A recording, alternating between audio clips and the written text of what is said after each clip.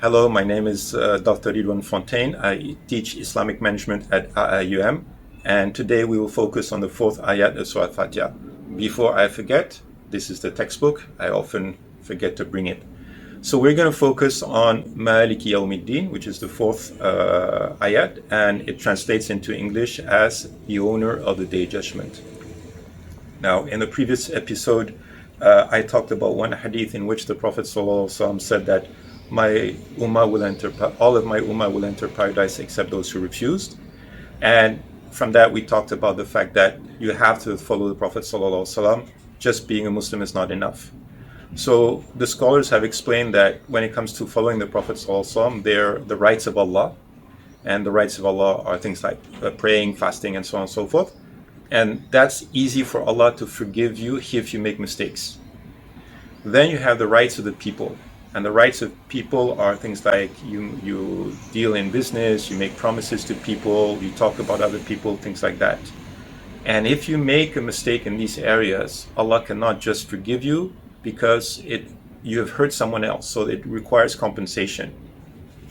And so one of the very well-known hadith is called the hadith of the bankrupt, or also known in Arabic as the hadith of the muflis.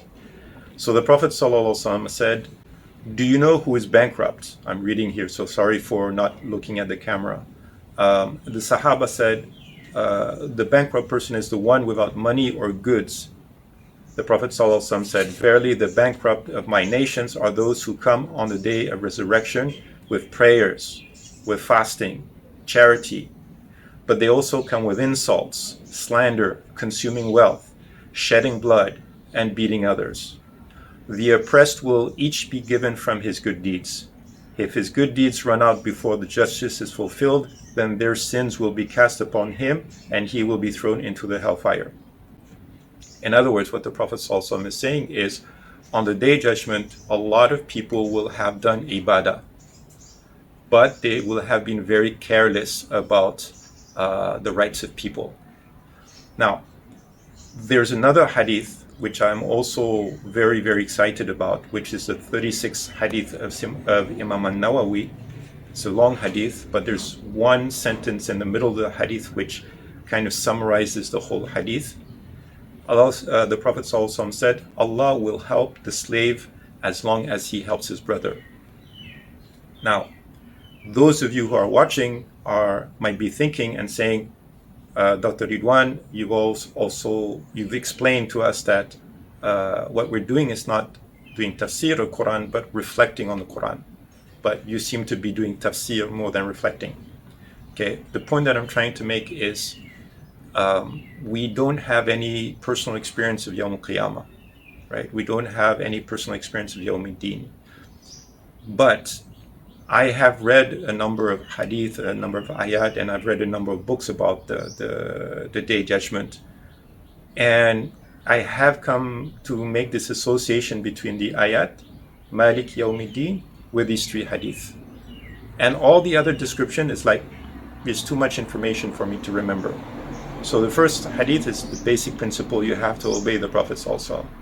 The second hadith will tell you what is the majority of people's mistakes, which is to be careless about dealing with people. And the third hadith is basically how do you score points, just help other people.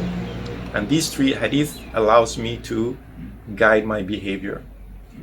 And so what I would be really happy for my students to do is, if they think about the description that they know about the day judgment, whether from hadith or whatever, and then they form these really powerful associations in their mind, so that whenever they are reciting Surah Fatiha in prayer and they hear the word Maliki Yawmiddin, it's not just a sentence, but they have a lot of association that they make related to that sentence, right? Hopefully that makes sense.